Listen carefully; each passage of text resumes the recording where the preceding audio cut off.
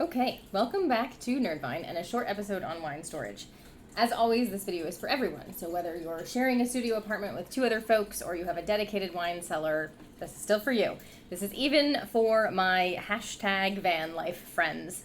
So first and foremost, wherever you live, if your wine is in your kitchen, please move it as far from your kitchen as possible. Just pause me, I'll wait.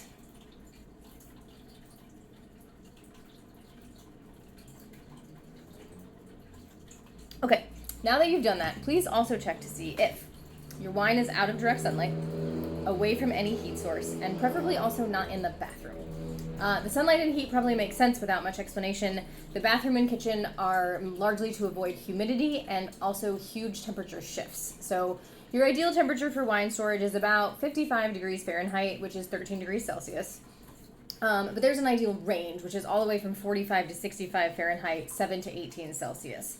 However, arguably even more important is keeping that temperature as stable as possible. So the heat shifts that can happen in a kitchen and a bathroom are really damaging to a wine structure.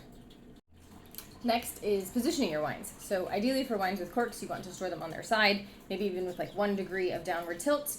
This is to keep the cork wet. If your cork dries out, the lesser evil is that you can get it to flake into the wine, but even worse is that it can allow oxygen into the wine, which oxidizes the wine and ruins it. Stay tuned for a lab coat video on that whole topic. And for screw top wines, which are totally fine, quell the stigma against them, you can absolutely store them standing up, and in fact, that's recommended. So here you can see that after pouring a little bit of self-leveling compound on the basement floor, I built up some modular wine racks and did some organizing.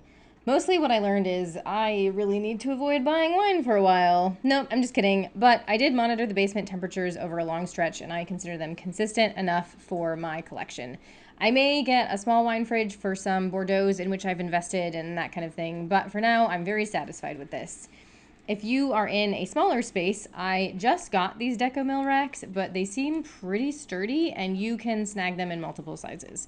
If you're really wanting to invest in a full-on cellar, Wine Enthusiast has a cool collection called Infinity that gets pretty good reviews. I haven't tried it, but it has a lot of fun buildable options and shapes.